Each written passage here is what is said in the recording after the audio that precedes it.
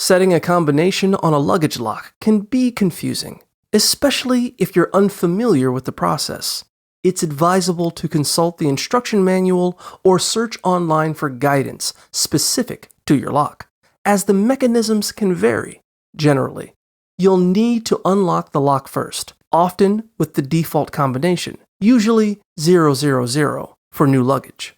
Look for a reset button, typically located on the bottom or side, which may require a paperclip to engage. While holding this button, enter your new memorable combination, then release the button to finalize the reset.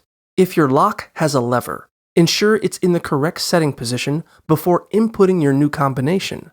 Once set, secure the lock by randomizing the numbers and verifying it opens with your new code.